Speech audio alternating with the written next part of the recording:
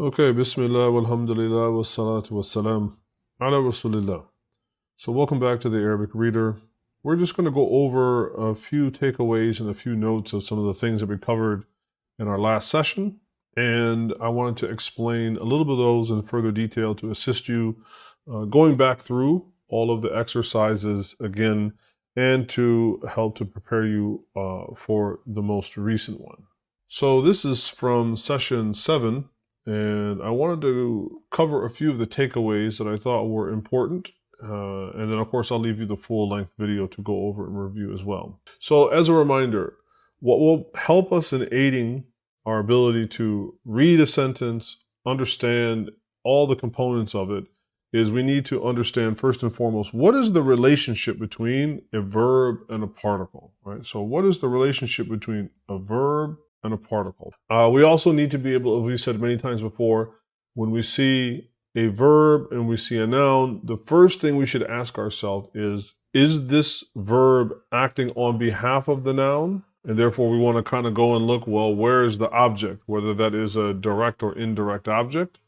Or is the verb impacting the noun, and therefore the noun is our direct object? So the other takeaway is we want to look at the masadir, or the verbal nouns in particular, and as well as their relationship with particles, because remember, a verbal noun is essentially a kind of static embodiment of action. That's why it's called a verbal noun, a masdar, because the noun itself kind of conveys a sense of action. And so if we look at our example sentence that we have here, well, we'll see that we have two nouns that are coming after our verb, number 1 and number 2.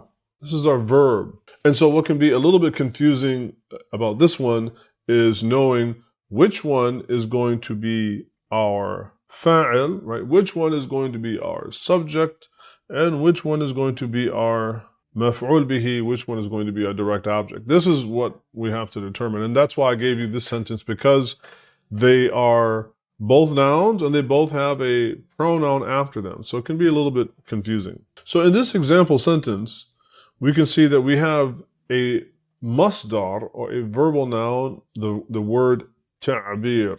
Ta'bir comes from the verb abbara, built on the form of fa'ala, with the second letter having a shadda. So ta'bir comes from abbara yu'abbiru. And the base meaning of abbara can mean like to explain something, like fassara, like in tafsir, or bayyana, right, like as in tabyin. And so it can mean to explain something, but it can also mean to do ta'wil, right? So awwala shay'an, it can mean to interpret a thing as in ta'wil. And so we might be familiar with those words like tafsir and ta'wil as it relates to the study of the Quran. But it can also mean ta'bir in the idea of a dream, right? To interpret a dream. But then also its meaning, and this is the important part that I wanted to highlight it between verbs and particles. When you take abbara and you pair it with a harf, in this case our harf is the word an.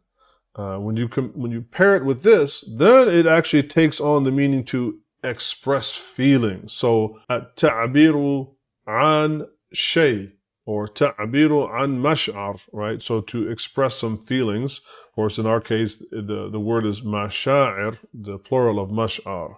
So when combined with the harf an, it takes on the meaning, right, to express feelings. And so in our sentence here, we have our verb sabaqa, which means to come before or to proceed. Now we have to ask ourselves, in our words lisan and qalb, we have two nouns, one is lisan, one is qalb. Is this verb acting on behalf of the first noun, or it is impacting it? And if it's impacting the first noun, lisan, then is it also impacting the second one?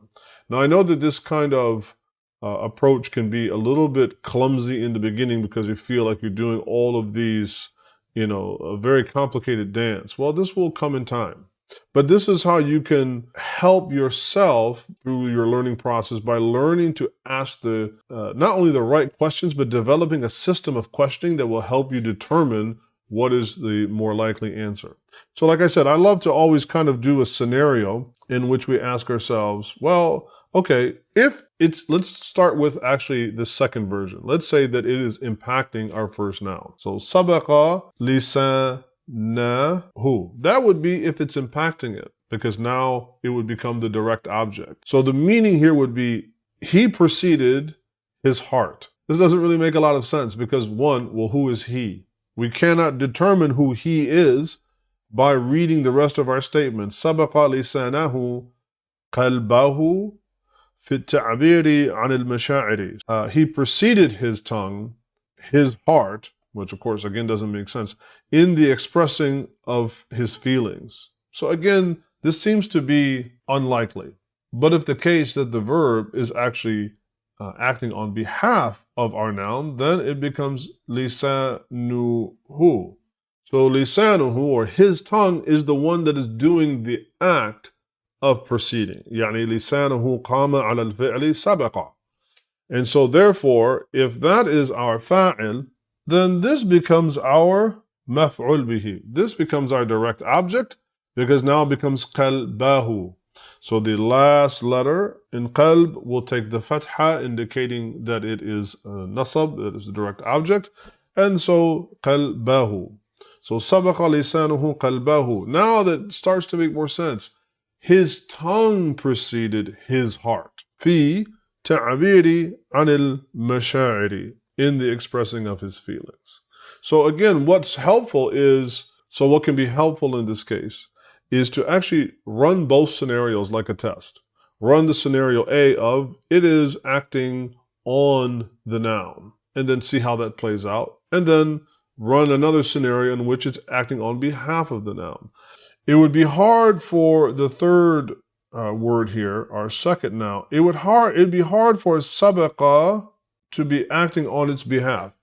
It could be, but again, if it were, so let's just say that is the case, that qalbuhu is the fa'il, and this is our maf'ul bihi. So it would be sabaqa lisanahu qalbuhu. The meaning would be his heart preceded his tongue. I mean, that's possible. But again, I think if you start to think from a sort of ma'nawiyya perspective, a kind of perspective of meaning, that seems a little less likely. But as we'll see here in a moment, one of our examples, we will do a scenario just that, in which it is indeed the second one. But as we said, it is what sabaqa lisanuhu qalbahu fi ta'bīr 'an al-mashaa'ir. So the other part that I wanted us to look at, and this came up in class, is, well, when we have a noun and it has a damir after it, it has a pronoun, particularly the pronoun of huwa, right? So in qalbuhu, as we said, qalbuhu fil haqiqa al-ism qalb wa huwa, right? We said before that in reality, qalbuhu, it's going to be the qalb and the damir of huwa, but then we drop the waw and we're just left with the ha. So sabaqa lisa nuhu qalbahu. And so when we have particularly the third person masculine singular pronoun of huwa, and we attach it to a noun, then there's going to be three states that can be read in. As we say, it's fi mahalli rafa, jar, wa nasab. So it's going to either be what, marfu', majroor, or mansoob. And so in the case of it being marfu', its lafaz, its pronunciation is going to be qalbuhu. And in the case of majroor, it's going to be qalbihi. And in the case of mansoob, it's going to be qalbahu. There is no qalbiha or qalbihu or qalbuha, right? In terms of these are the three ways that it will be pronounced. And then finally, as I said, there will be scenarios in which perhaps the second word or second noun indeed could be actually the fa'il, and the first one in terms of the tartib or the ordering is actually our maf'ul bihi. So let's look at two examples that we have here. One, as we've already had, where it is going to be a verb, a fa'il, and a maf'ul bihi. So kataba al-muallimu al-Dirāsah. Kataba is our fi'l, and al-muallim is our fa'il, and al-Dirāsah is going to be our maf'ul bihi. And likewise, sharaba al-tiflu al-halība. Okay, this is straightforward as we've done so far. But what if actually the second word in our sentence is actually our maf'ul bihi, and then our third word, which is our second noun, is actually going to be our fa'il. So for instance, we have hamida Allah al-tiflu ala-ni'mati. So in this case, the word Allah is going to be our maf'ul bihi. Allah Ta'ala is going, in this sentence, is receiving the action of being praised. So hamid Allah al-tiflu. So in this case, we put the tifl afterwards. Just like before, run your experiment. So if we wanted to say hamid Allahu al-tifla ala ni'matihi, while grammatically this could be correct, it makes absolutely no sense in terms of, again, ma'nawiyah, in terms of meaning. Because if you said hamid Allahu al-tifla, Allah praises the child for its blessings. This obviously from a point of aqidah, of creed, and for other things, this obviously makes no sense. Though linguistically, right, grammatically, it could. So likewise, أجاب السؤال الطفل بصحة. أجاب is our fi'l. السؤال our مفعول به. السؤال الطفل our فاعل. بصحة.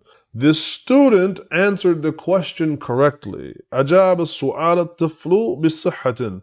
Now you could reverse these if you wanted to, and just say أجاب الطالب السؤال بالصحة. That's true. You could do that, but you can also write it in this order. Certainly this order is not as common, but it's important for us to know these different scenarios. Now again, let's run it back and ask ourselves, well, what if the word su'al is our fa'il and al-talib is our maf'ul bihi? So ajaba as-su'al, the question answered the student correctly. This obviously makes no sentence. So if it were that, we'd have some questions that how does a question answer a student correctly, right? So that, again, it doesn't make sense. You can make things work grammatically correctly, but just because the thing is grammatically correct does not mean that is actually the way, that is the correct meaning. So these are just a few of the takeaways that I wanted us to look at from session 7. So hopefully you can take this and apply it to all the rest of the questions that are left over in the example sentences in that. And then also I will try to put up a short test that will kind of run you through a gauntlet of questions to help reinforce those. And inshallah, these will help you as we now go into session 8.